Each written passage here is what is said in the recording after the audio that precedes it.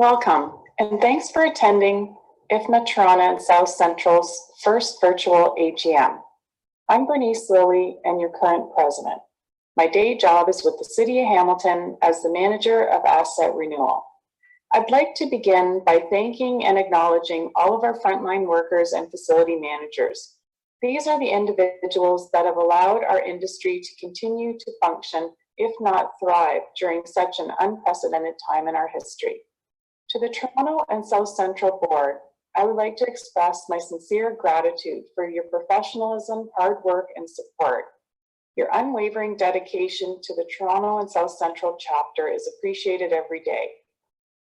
We have an ambitious agenda ahead of us, and I'm going to turn it over to Sarah Claire.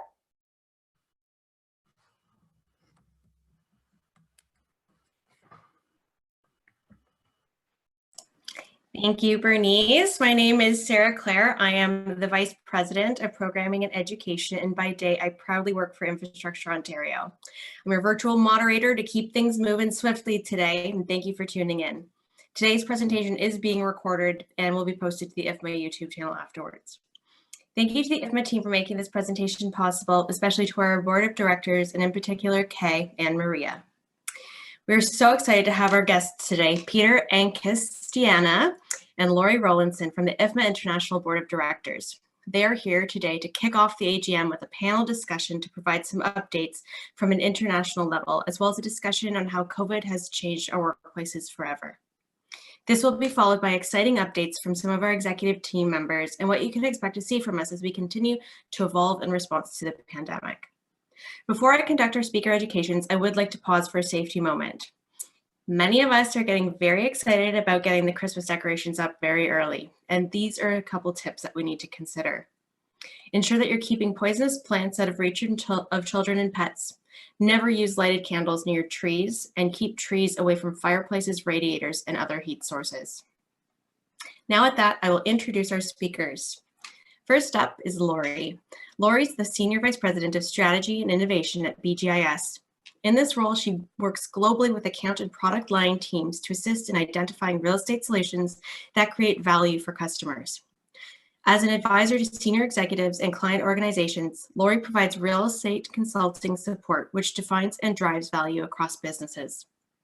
Lori holds a bachelor's degree in business administration, a business degree in real estate from Harvard University, a master's of corporate real estate from Cornell, is an accredited outsourcing practitioner, and is a certified deal architect. With over 20 years of experience and over 50 speaking engagements on emerging trends and innovations in real estate, Lori is a highly sought after industry expert. Her influence across the real estate sector and beyond is further demonstrated through a social media presence with over 25,000 followers across Twitter and LinkedIn. Welcome, Lori. And now over to Peter. Peter has more than 25 years experience covering most aspects of facility management, service management, outsourcing, marketing, and strategy. For over 24 years, Peter was working at ISS Group, where he most recently served as Chief Marketing Officer. At ISS, Peter was responsible for developing the integrated facility services model, which is still a key focal point of the organization and represents more than 40% of the revenue. After a year of being head of digital FM and workplace experience EMEA at WeWorks powered by WeBusiness, he joined Jones Lang LaSalle in April 2020 as global lead for FM and employee experience. Peter holds an MBA and bachelor's degree in international marketing management from the Copenhagen Business School in Denmark. He has served on several advisory boards, including the Advisory Board for International Business at CBS and the Strategic Advisory Board at the International Association of Outsourcing Professionals. He was part of establishing the IFMA Regional Advisory Boards and is an active member of the IFMA Workplace Evolutionaries community, where he's been instrumental in establishing the We Denmark Hub. Peter is a former IFMA Foundation trustee and is actively involved in the industry as both a speaker and debater. Apart from IFMA, he's also a member of Cornet, RICS, and AIOP. In 2015, Peter was appointed Fellow of the Royal Institution of Chartered Surveyors, and in 2016, he was named IFMA Fellow. He joined IFMA in 2005 and has been on the board of directors since 2016. Peter has been serving as the chairman of the board since July 2020. Welcome, Peter, and thank you both for making the time to be with us today. And Peter, we are very aware of the time difference that has not gotten lost on us. So let's get into our panel discussion. And you can pass off to each other, you can compliment or debate with each other with some of your answers to this. So I'll start off with, what are you seeing as IFMA's greatest challenges and areas for opportunity as we look to 2021, especially with the uncertainty that still surrounds the pandemic? Yeah, if I can start, and then I'm sure Laurie has some nuggets she can share that I will probably forget or won't mention. But in terms of, I probably want to split it up into two. I think there's some challenges that we're facing as an association, whether it's the global association IFMA or it's a chapter level. I think we're challenged a little bit on membership growth, and I don't think the pandemic is helping us with that. And then, of course, having to pivot, especially around events like these, which you're doing a great job of. But at IFMA, it's of course World Workplace, Facility Fusion, World Workplace Europe, Asia, these types of things that we've simply have to change. And they've been a very big revenue maker for us. So that's something that we really have been forced to change and find a commercial model around having virtual events that will give the same level of educational input, networking opportunities, and just inspiration as you would do if you attended these types of events. On the other hand, on the positive side, I think it gives us an opportunity to reach more people on a global level. Not everybody could afford or had a sponsor that will send them to Chicago or Anaheim or wherever the World Workplace will take place. So having a virtual event will actually allow much more people from around the globe to participate in these types of events. So that was a little bit of a perspective on IFMA. I think as an industry, I think the pandemic is I mean, with all the terrible things that are happening with the pandemic, people getting infected, getting sick, and ultimately people are dying.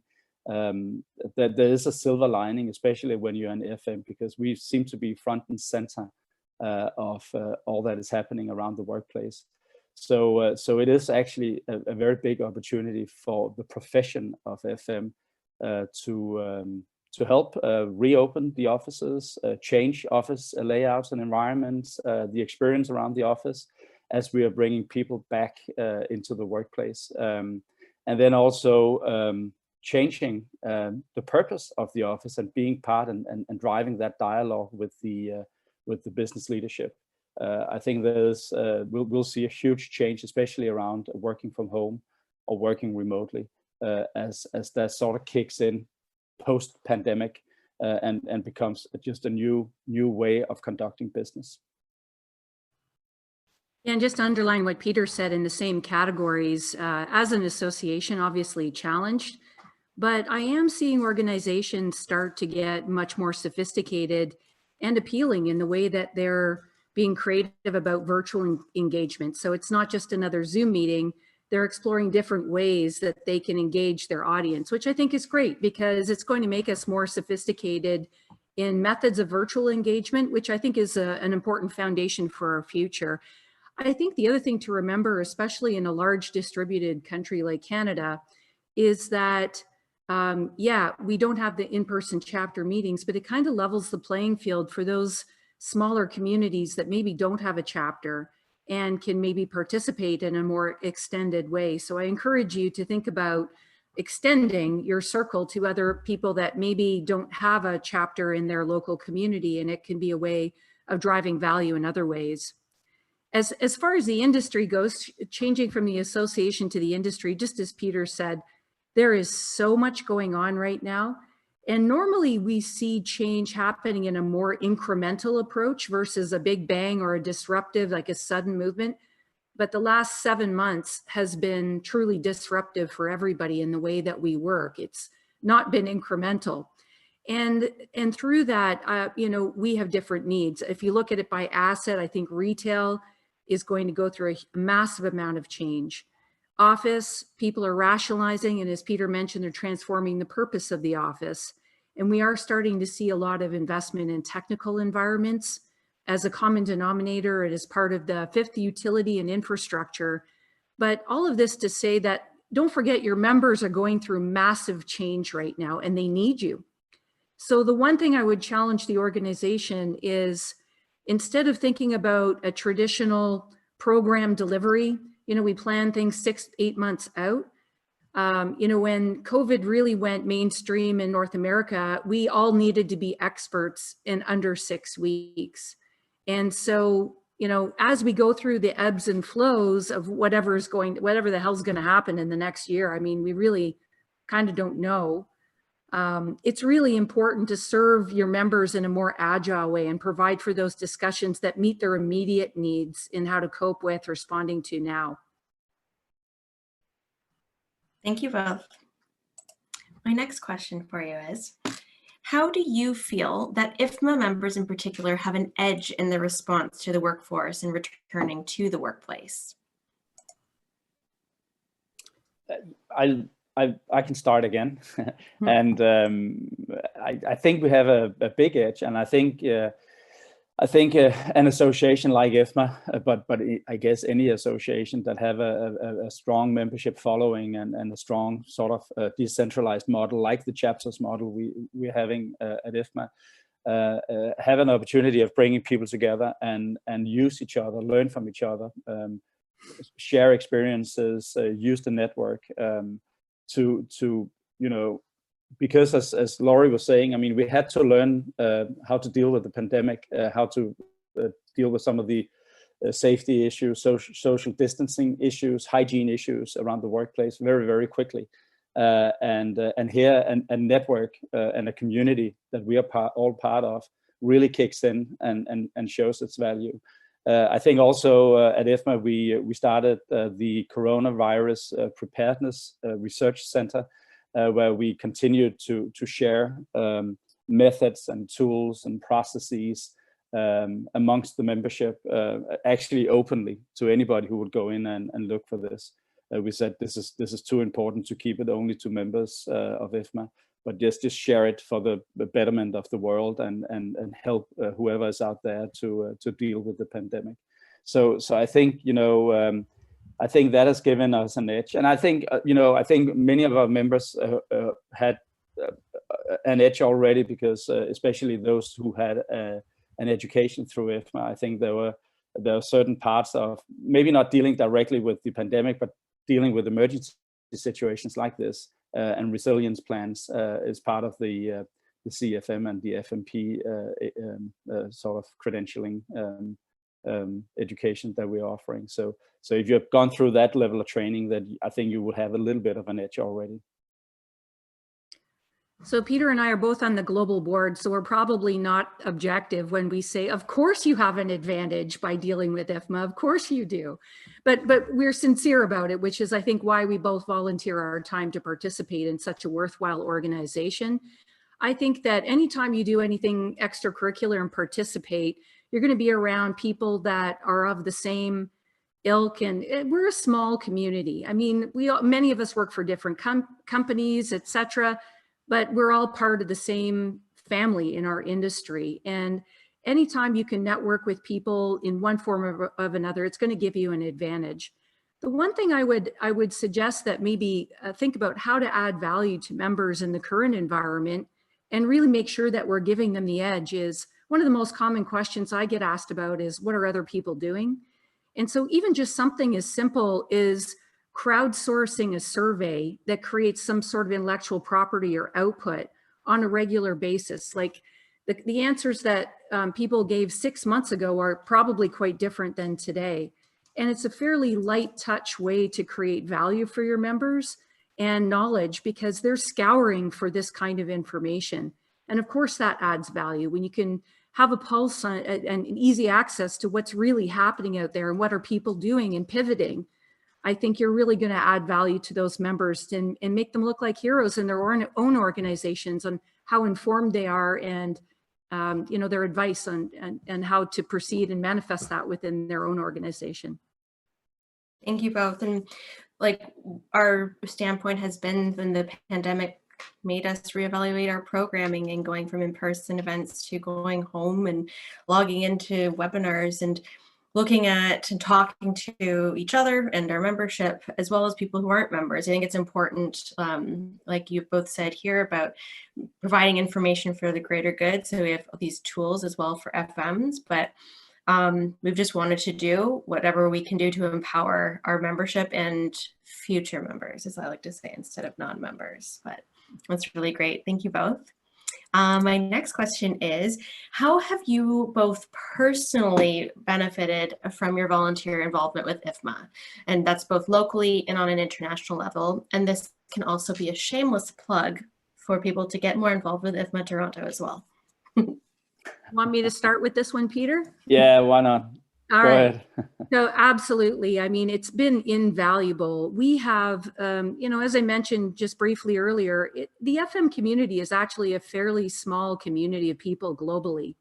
And it is really important. I remember the first time I attended a course, I was like, where have you all been? You understand what I'm saying. I can ask you questions and you understand what I'm talking about. And it was really helpful to find people that were so like-minded. And let's face it, I mean, it's a small industry. At one point, we'll be working together in the same country or company or, across the table in an account. So I think it is important to build goodwill, build that network, build your association credentials. And other than that, just volunteering for the organization shows great leadership. It shows great initiative. It gets you noticed. It's incredibly powerful from a networking perspective. And it just gives you that visibility and network that's really important to differentiate yourself in your career. Yeah, I can only agree with what Laurie is saying. I think from my personal experience, I had a strange journey into IFMA because IFMA is not represented in my country. So I started out as an international member and really didn't have a chapter to belong to, which was a little bit strange. But my big thing was coming to World Workplace and later on coming to Facility Fusion, and just starting to engage and build a network and get involved with some of the projects and initiatives that were happening in the organization. And I did it out of very selfish reasons because I just wanted to learn. I was a marketing guy at the time, and we were selling to facility managers, and I wanted to understand the customer. What's on the agenda? What are facility managers thinking about? And as the company I worked for at that time sort of grew into facility management, we just found a lot of inspiration, a lot of great tools that we could use and adapt to our world. And then all of a sudden you find yourself in the board of trustees with the IFMA Foundation because you were sort of in the room at the time where they were asking for volunteers, and you looked up.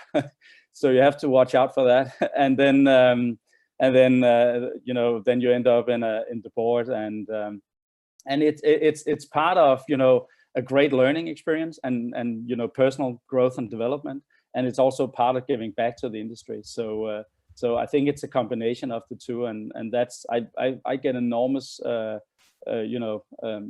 satisfaction out of that, and it is really fulfilling to have that, and then have the network. I mean, I don't know, it's countless how many times I've used the network to hire people, the organization I've been for, to get people new jobs that were looking for new jobs. So the network is incredibly powerful. As Laurie is saying, it's a kind of a small community, and because we are a small community, it's really easy to establish network and meet people on a at least a yearly basis, and then reconnect and reach out. And people are typically, I don't know if it's a special breed of facility managers, but if you ask people to help, you most often will get a yes. I'll be happy to help you out. So that's the power of the network, I think, and the community.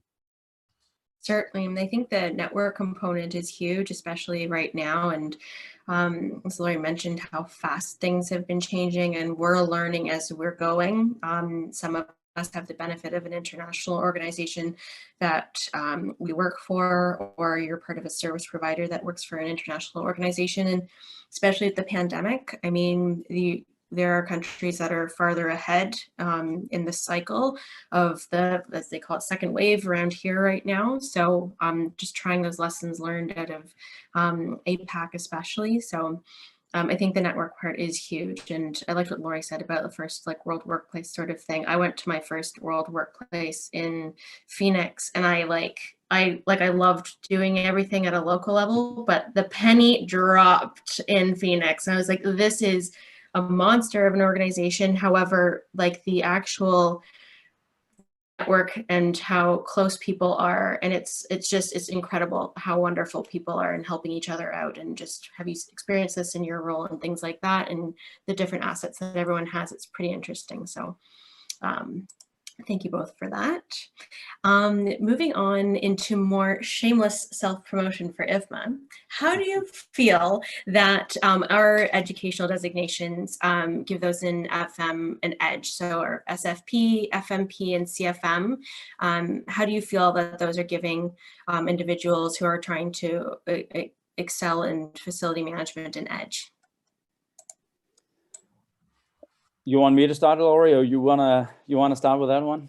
I'll go ahead, Pete, and I'll pick it up. Okay.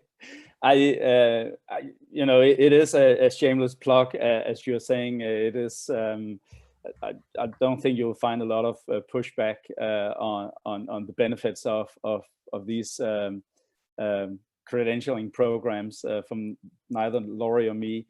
But I think, you know, I think they've shown the value both you know, during the pandemic. We have a lot of statistics that you know, in terms of salary and career opportunities, they really benefit you taking these types of programs, getting through that.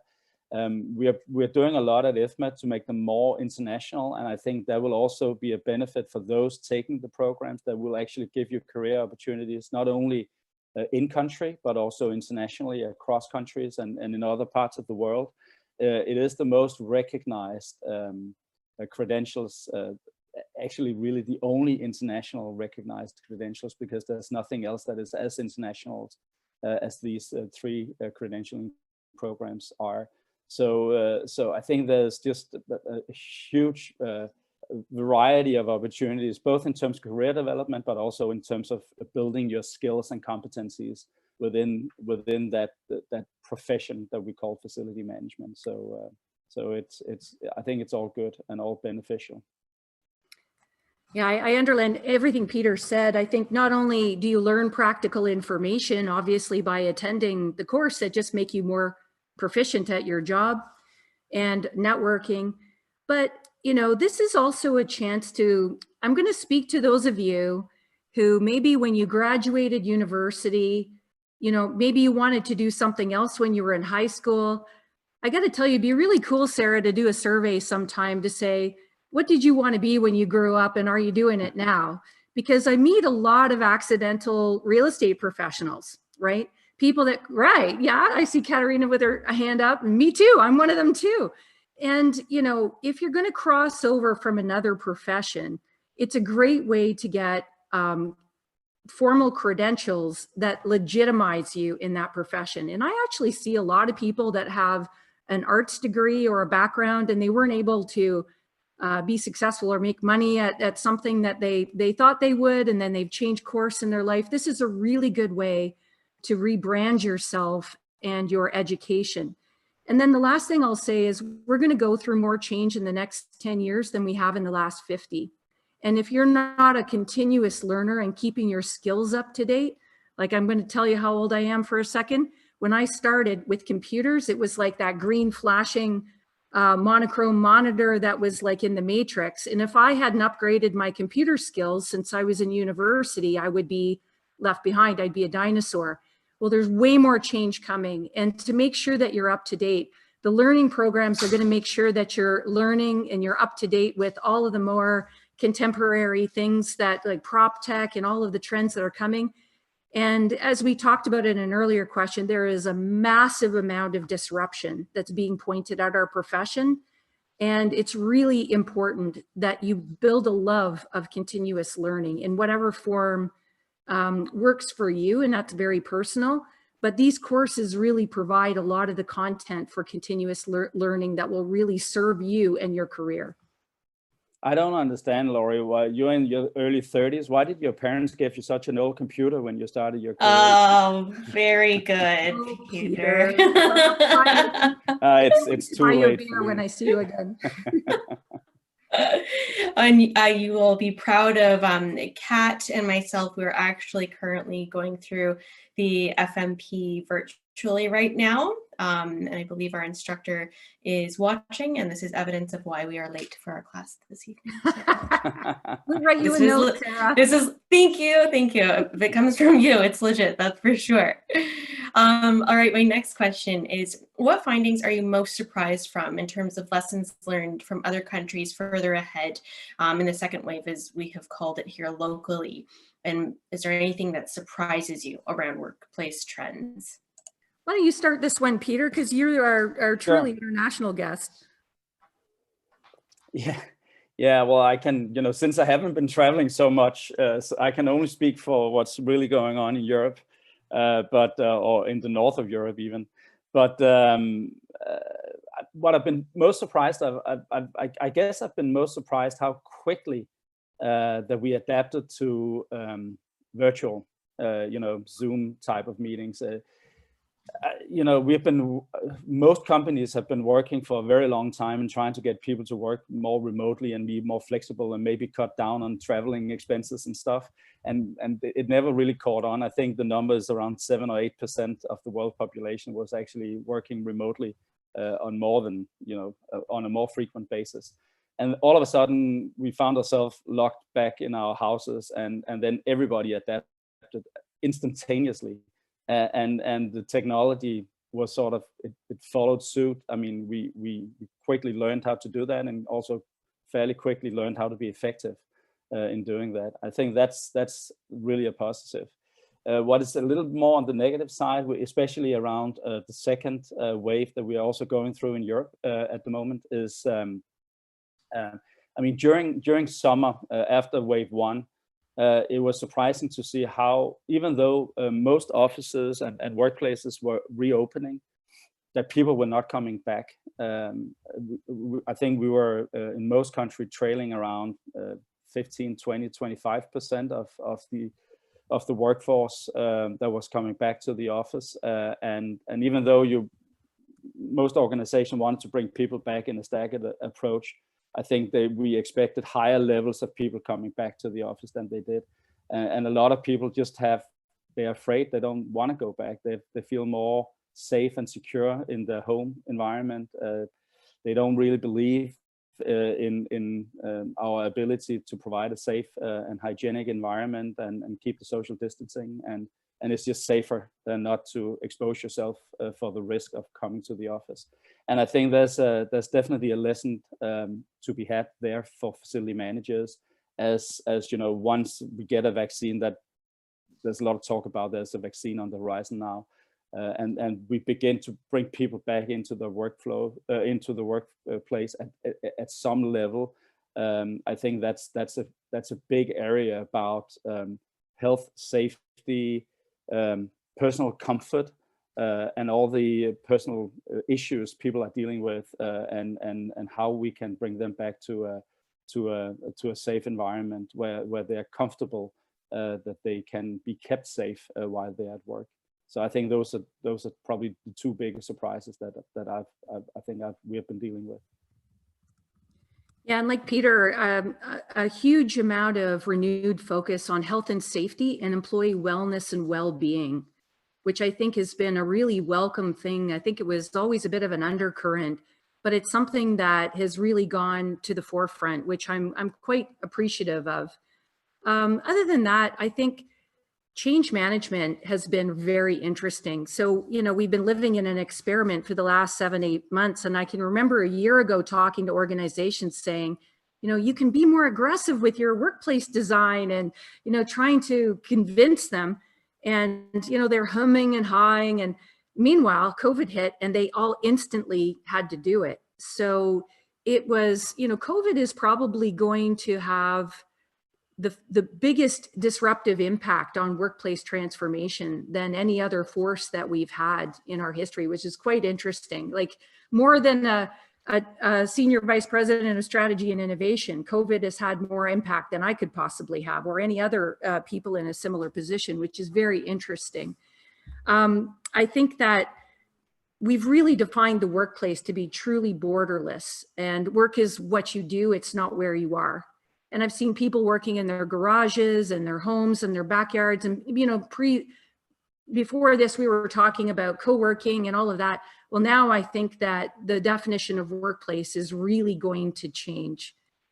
And then the last thing I'll say is around technology. I was very interested in, wrote a lot of case studies, probably a book's worth, on how different international organizations use technology during COVID. And some of them were quite draconian, like some of the things that happened in Hong Kong and China were extremely effective, and they were able to flatten the curve very quickly. However, you know, by North America's standards, there were something that would encroach on our privacy.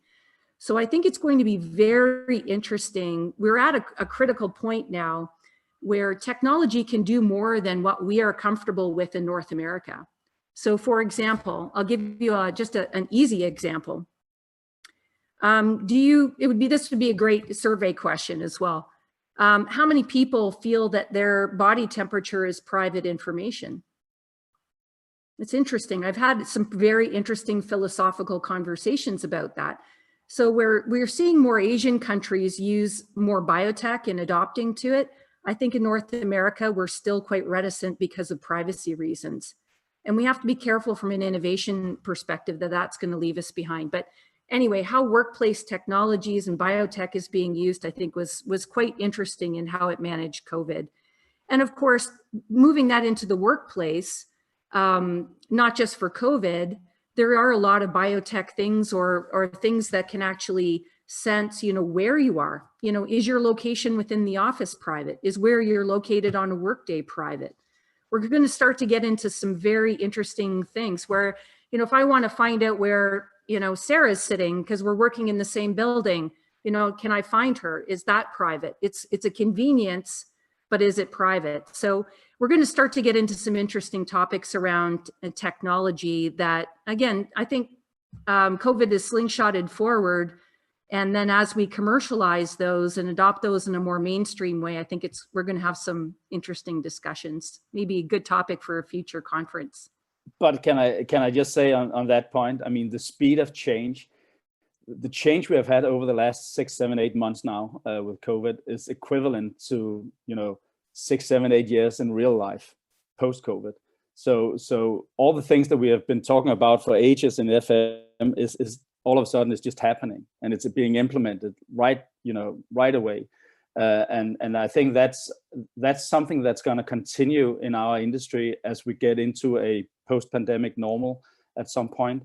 That we need to be more adaptive of change. I think FM in general have been a really slow mover on technology and a slow adapter of some of the new technologies. I think that's something that's going to be changed forever now as we move forward. Thank you both. And on that technology vein, something that a lot of people are talking about right now is like Zoom fatigue. And I mean, when you're going into the office, you have the break of walking to a different meeting room, or you have the option to have different breakout spaces.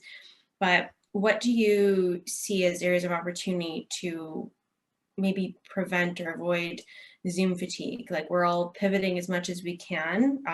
We went from very slowly having more and more virtual meetings to the point where, like, I know myself, I am on virtually first thing in the morning until the evening. So what do you see as some like challenges around that, or like how can we address meeting etiquette? Any like areas of opportunity do you see that we could leverage? You want me to I start? think you should start with this one. Okay. This is a Lori question for sure. Yeah. No worries. So it's a great topic because we're all experiencing that. So Zoom fatigue. One of the things that I do with our team is we agree to things like walking meetings. Like, do you have to be in front of a screen to have a conversation? So when it's with my team, I try to schedule at least one walking meeting with my team members a day, meaning You can walk outside and be on the phone. You don't have to be in front of a slide. So we try to do that at least once a day. And then you give people social permission to do that. Another thing that we've done is we've looked at our meeting hygiene. So people, I think in the past, when you're in person, would tend to book 1 hour meetings. We are strongly encouraging, and we changed our default. In fact, our meeting notices have automatically defaulted to 30-minute meetings. And more often I schedule 15-minute meetings. And that's going to get people to say what they need to say in a shorter period of time. Mind you, you cut out some of the pleasantries, which isn't as good, but you can make up for that in other ways. I think just more structure and discipline in the meeting purpose and outcome. That's what I mean by meeting hygiene. What's the outcome of this meeting? What's the purpose? So just making sure that you're being efficient in your meeting, making sure outside is okay. The last thing I'll say is there's been some real interesting recent things on meeting etiquette. I read something this week and I put it on LinkedIn, and it just got like a tidal wave of people with opinions. But one of the things that companies are contemplating now is enforcing a dress code on Zoom, which created lots of lively discussion. And I think it's just like the office. If somebody's wearing something inappropriate, then you have a separate one-on-one conversation with them. I think people should be comfortable. But, you know, things like roommates with appropriate attire, you know, they've had some bonus shots of your roommates running behind you. Things like internet signals and overlapping talking has been a bit of a challenge. And then we were joking that, can you put yourself on mute should be a drinking game. And of course, Canadians, we love beer. It's the cocktail hour. So I got to get one of those jokes in there. But just meeting hygiene is really important, just to make sure that you're respecting the amount of time and you're using it efficiently. You give yourself permission to do different types of Zoom meetings. And I guess, I mean, it's probably not going to solve the Zoom fatigue immediately, but there are new technology is coming out, different platforms. You can have, you know, using whiteboards or some of these, whatever they're called, where you can do voting and games and stuff like that online, and some experimenting a little bit with that. I think that probably also helps just to be on a different platform, not doing the same all the time. And then I think it's probably also, it's a learning curve. To your point, Sarah, I think, I mean, we also have to be self-disciplined in a way that we take breaks and go for a walk. Now we have the benefit of being typically at home now. And I don't think we are taking advantage of that to the extent that we could, because we found ourselves back to back in these types of meetings all day. And I think it's also a discipline towards yourself to plan in your schedule sometimes where you go for a walk, or you take a break, or you do something just completely different, which you would have done at the workplace if you were there. To your point, I mean, you go out, talk to a colleague, go for a coffee with somebody or whatever, right?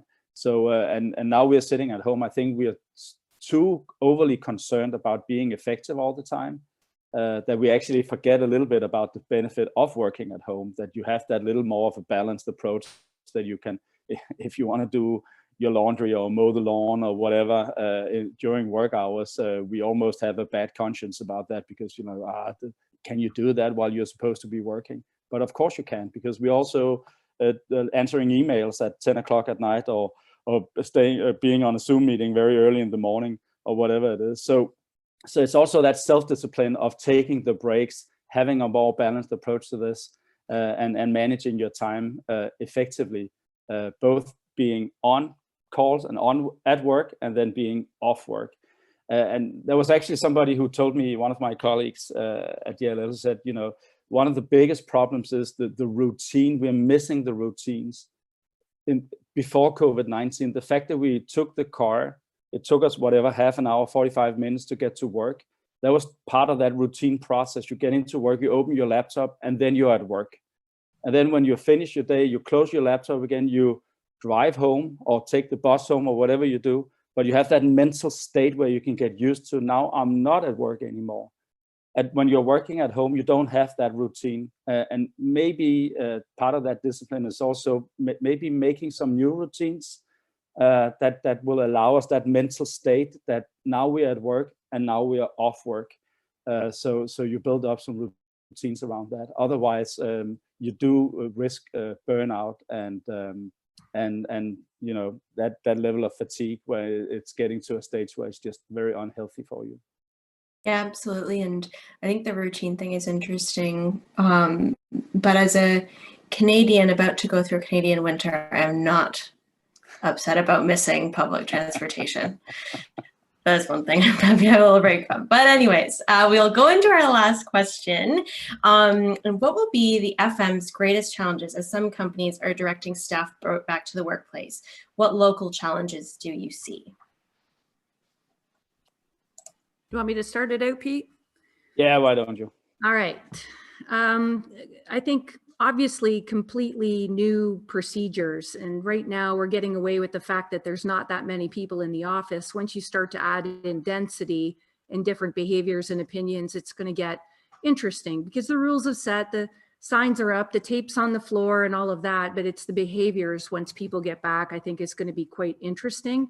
And we see FMs playing a part of that. We have a number of experience coordinators and things like that that are involved with coaching and educating the occupants of the building on the building procedures and doing light enforcement, but guiding. It's really more educating. Often people just forget. Obviously, maintenance costs are going up. We've done such a good job managing costs for years and reduce costs, but janitorial costs, filter reviews, I think we're not just talking about health, like appearance, we're talking about health and safety. So a committed investment in those areas is going to take the P&L the other way, which is not good in an area where many businesses are suffering from financial pressures and they're looking to cut costs. So that's going to work in opposition. That's not going to be a popular discussion.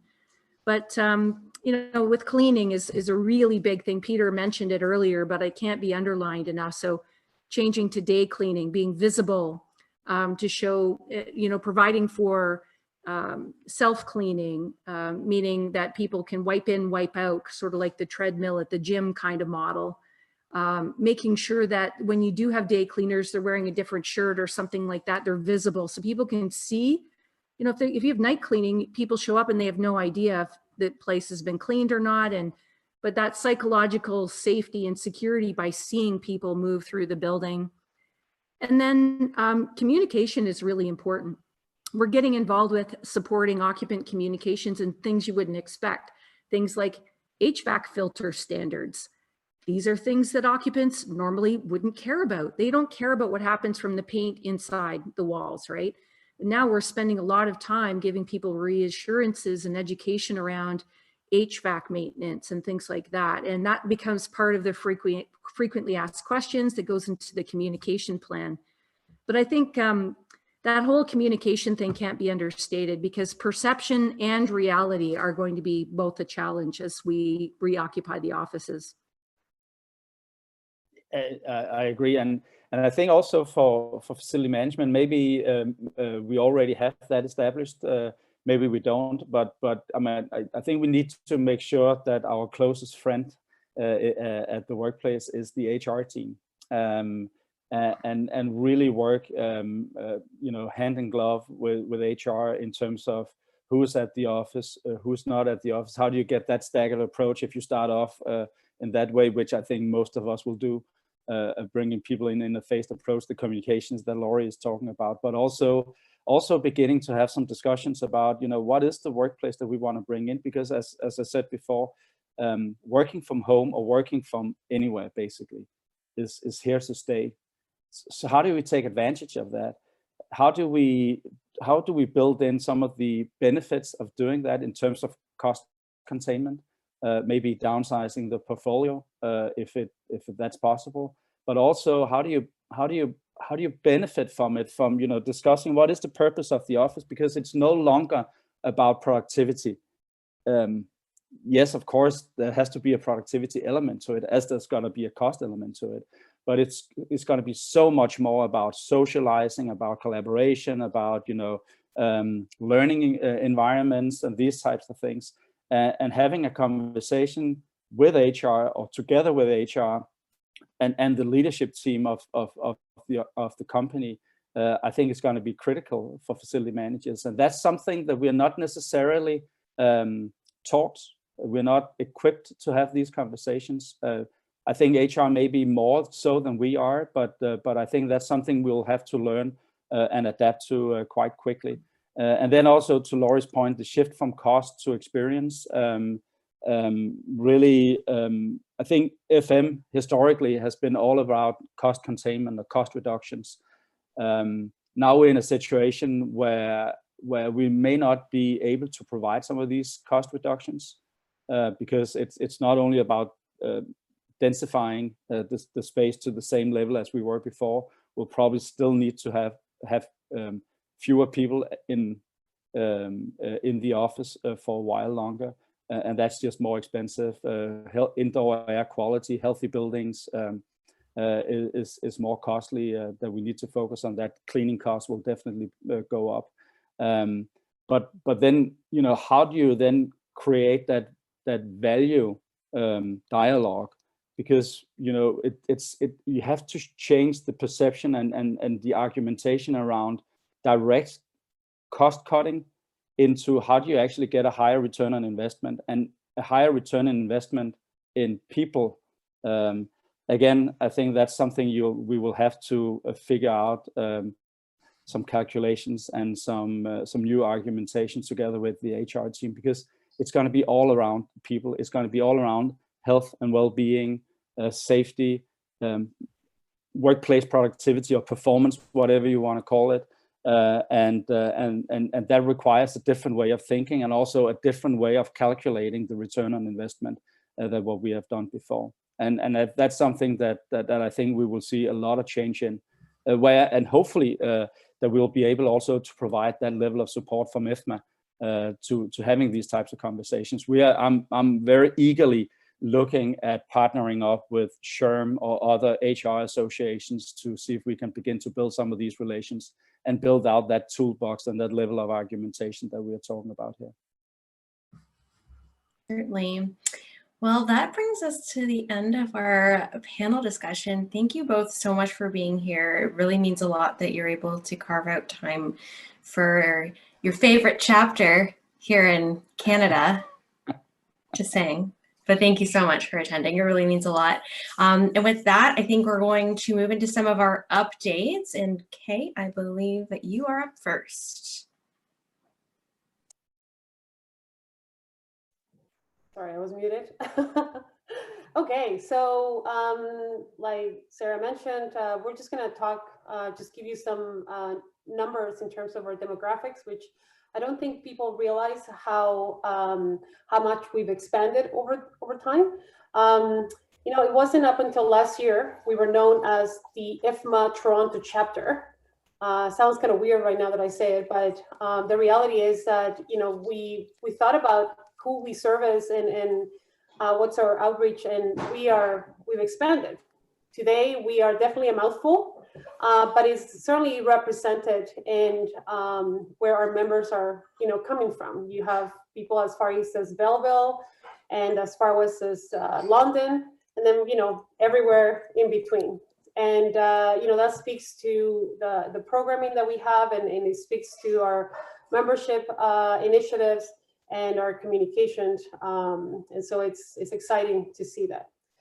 I'm all about data. So, you know, when I started to look into some of our other demographic points, you know, I came across what our membership base was, and I was delighted to see that, you know, 75% of our members are professional members. We have a combination of associate members and young professionals, and then, you know, a smaller bit around student, lifetime members, IFMA fellow, and head of a program. Now, with the student members, I think we're going to see a growth in that just based on our current involvement with the student chapters, Conestoga, and most recently the Seneca chapter, which is exciting. They are official as of August, and our membership committee and the YP committee will be working to support that chapter as they, you know, start their communication and you know, their own programming, and we will certainly, you know, embrace them. and bring them aboard and, expand their awareness of the FM community. The other thing that I thought was really cool to know is that 40% of our members actually hold an FMP, a CFM, or an SFP, and that was done through the association and as a member. So it's good to see that members are seeing the benefits of becoming a member and getting that sweet discount. And the numbers are really telling. I mean, for the most part, people are definitely going to for the FMP and the CFM. And you're starting to see the SFP, getting wider and wider. And I know we do have one of those programs coming up. Initiatives. I just want to pause here and say, none of this stuff I could do without the wonderful team I have. So I want to say thank you to my team. Brendan Fico is our current chair of membership, and him and Clayton, Chris, and Jeff had done a wonderful job in taking some of my crazy ideas and bringing them to life, and then coming up with some of their own. And so today I just want to share with you where we've been and where we're going, right? So we used to have these quarterly meetings where we meet face to face, and nothing beats that. I mean, I miss it. I miss going to some of these meetings and interact with somebody and just let them know that they've made the right choice and that we're here to support them. But one of the things that was clear to us is that waiting 3 months was not enough, and sometimes people can make it. So we introduced a new member package, which as they join during a particular month, we would then interact with them and offer to assist with any questions or concerns, and then also highlight any of the upcoming meetings, not just the new member breakfast. As I mentioned, we have been involved in sort of that student approach and letting the students in educational bodies such as Seneca aware of the career path that you could end up finding within the FM community. And then obviously, we had grand plans this year, and COVID said, and we're like, well, you don't know who you're dealing with, so we're gonna, go into a virtual and safe environment. And so we've been holding our new member breakfast through Zoom, which has been fun, and it is good to see the report and the feedback that we're getting through our new members. And once again, kudos to the team that we currently have in place, because they've done a great job. Quickly want to move into our social platforms and website. I mean, we're definitely no longer in an era of information, but an era of influence. And I don't have a lot of our posts and stuff, but I think we've moved from just well, we definitely have a better presence today. We're not just talking about events. We're also talking, recognizing individuals, whether it's members or sponsors, but we're also recognizing what's happening around the world, which means that we have a voice. And I think that has helped us grow our platforms and certainly our website, with our LinkedIn page being a little more prominent, and we sort of started with Facebook, and then we've seen definite growth in some of the other areas, including our LinkedIn group. Want to kind of bring everybody or make everybody aware of our website, which is now up and running, and we're very excited and very proud of it. I mean, it took a lot of work, and I think that it would be good to make sure that members and non-members are being driven here to find the latest and greatest and news about our chapter. You'll find information that I'm sharing today, which I don't think we've done before, and it really outlines and highlights, why you should join, and also encourages to the viewer and or the visitor to consider other ways that they can participate within their communities, which is the committees. We currently have opportunities for volunteers in the areas of programming, both South Central and the GTA, marketing, and what's the other one? Education. So if you're interested, I urge you to go to our website, fill out our application, You have an option to actually select more than one committee, but also let us know, why you want to join, why, or maybe what you are bringing to the committee. And once again, I think that's one of the best ways to get involved in the association. So with that, I'm going to turn it over to my colleague Sarah Claire to talk about programming and education. Thank you, Kay. So in terms of programming, we've had a very exciting past 2019 and beginning of 2020, of course, until the pandemic forced us to redirect everything to be virtual. Some of our fabulous events included the retrofitting and building for wellness and a sustainable future. That was a panel discussion we had at Mohawk. We, of course, had our annual golf day at Lionhead, our annual silent auction at the Old Mill, which was a masquerade themed ball. We had a panel discussion and very interesting behind the scenes tour at the Forensic Sciences and Coroners Complex, a tour of the 100 Kellogg Lane facilities. That was really interesting, seeing that cereal plant in London, Ontario, and of course, a behind the scenes look at the Etiquette Stadium in Hamilton. We've also had our YP program has been working really hard to provide continued opportunities for student engagement and partnerships, particularly with Seneca College, which we're so proud of. And we're working to ensure that future talent, they have access to the tools and what they need to become a valuable asset to the FM industry. We're so excited and so proud to be the recipient of the Chapter Award for Excellence in Professional Development for 2020.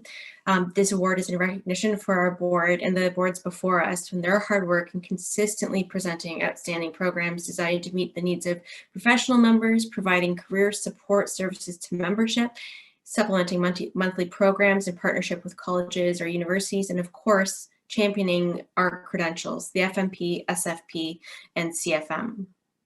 Looking ahead, from a programming perspective, we would typically be rolling up our sleeves right now and planning for our April Leadership Series, our annual golf day, silent auction, and many other behind the scenes site tours. Unfortunately, without having access to a crystal ball and so much uncertainty still being out there, we're going to have to continue to pivot, evolve, and plan more creative ways to connect with you virtually and deliver virtual programming. That means more hot topics that's related to COVID and the new business as usual, and of course, more virtual tours. If you have anything that you think would be interesting for us, please don't hesitate to reach out. We do have our last webinar for the year that's coming up. It's in partnership with the Building Commissioning Association. That's on Thursday, November the 26th at noon. We will be hearing from John Bell at RWDI and Craig Staven-Piper at HH Angus on the topic of existing building commissioning and adapting to COVID-19.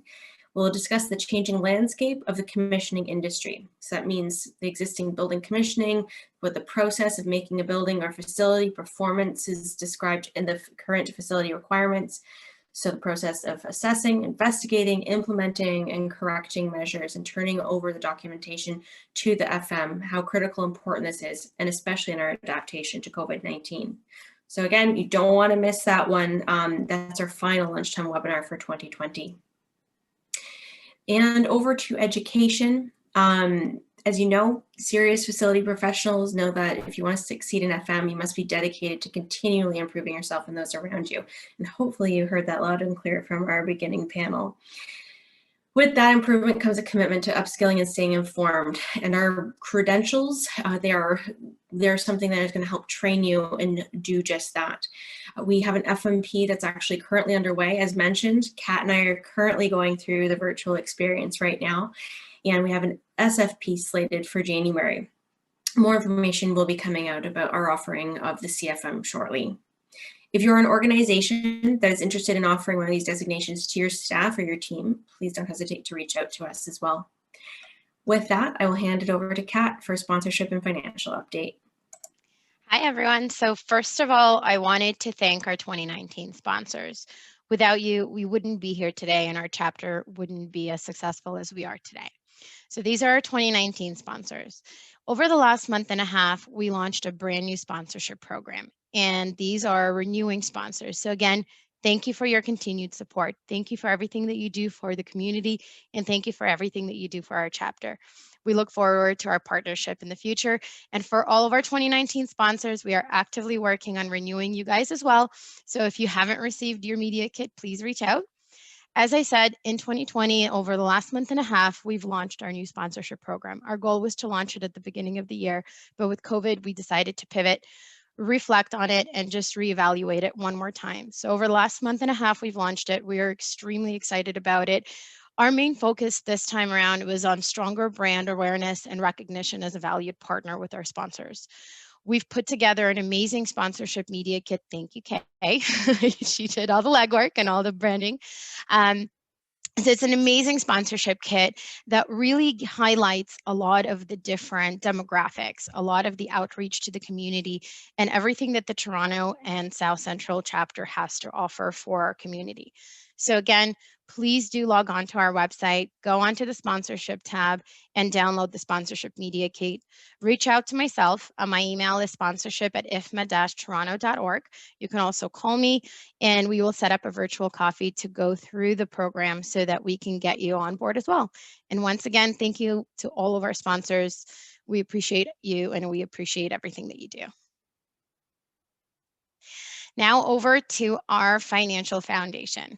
We are really happy that we have a strong financial foundation, and we will continue to offer great content and give back to the FM community in the Toronto and South Central area.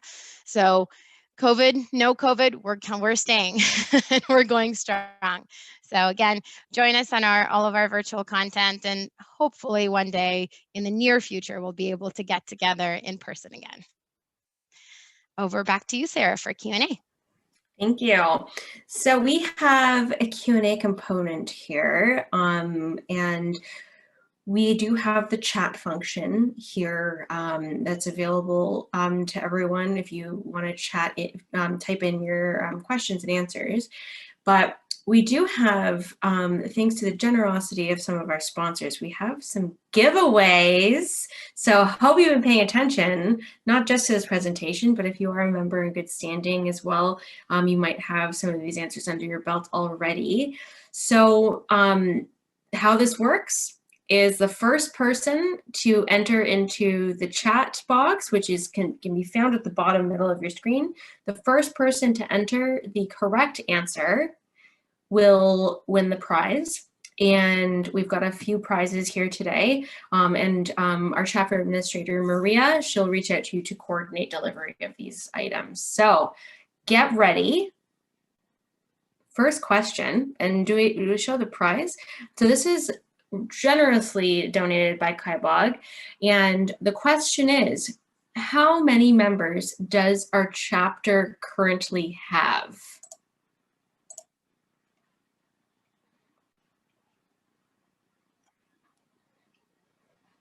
See one answer coming in from Jerry. Let's see if we can get a bit closer. I think we'll say whoever can get it within 50. Peter A.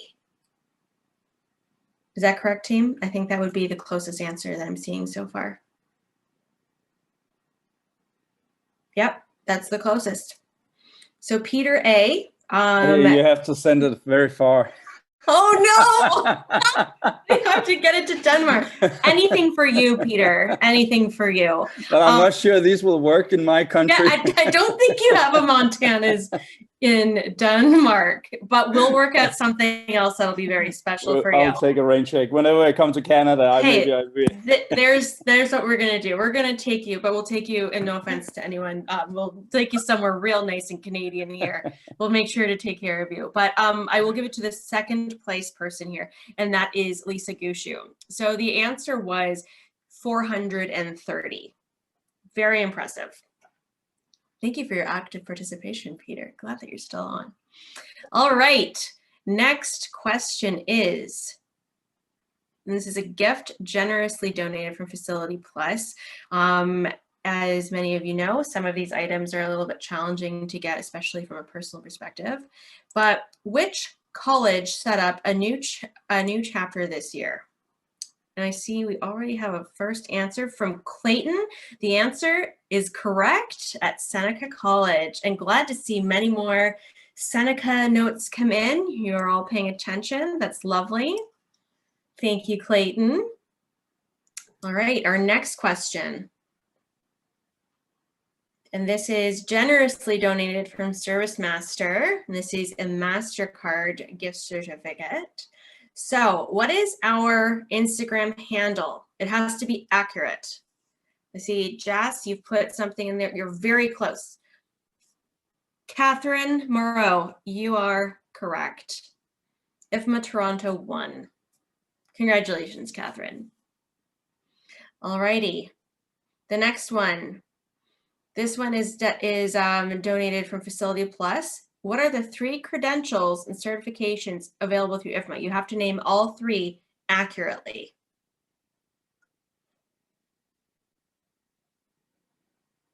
Jess, the winner.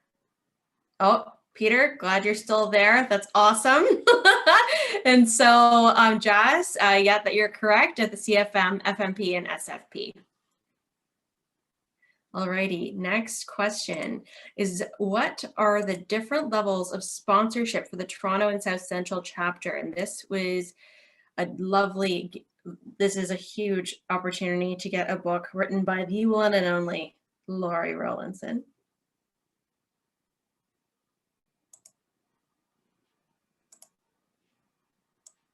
You're missing one, Tracy. You're so close.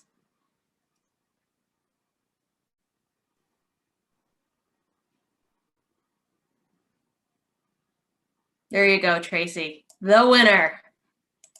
And Tracy's always very active in our Q&A. I would just like to point that out. So thank you, Tracy, for your active participation. All right, and then our last question. This is donated generously by Facility Plus. This is a nice kit. When is our next virtual webinar? The date. So close. James Center, you are the first. You're correct at November 26th, and we expect you to be there, James. And everybody else, of course, on this call. Awesome. Well, that brings us to the end of the Q&A and the end of our presentation. I want to thank everyone again for joining us today for our virtual AGM. It's the first time we've ever done this virtually, and it means a lot that you're able to tune in. We hope you found it informative and valuable. We hope you learned something, whether you're a member or a future member. Another big thank you to Laurie and Peter from International for joining us today. It really means a lot to have your support. We will post today's recording to our YouTube channel. Thank you again for participating, and thank you so much for getting involved in the raffle Q&A. That was fabulous. Thank you to our sponsors for those generous gifts. If you have any ideas that you'd like to share with us in terms of content for any of our future webinars or any virtual opportunities for programming in the future, please don't hesitate to reach out to us. Make sure you're following us on our social media outlets. And last but not least, please take care of yourselves, stay healthy, and keep in touch. Thank you again, everyone.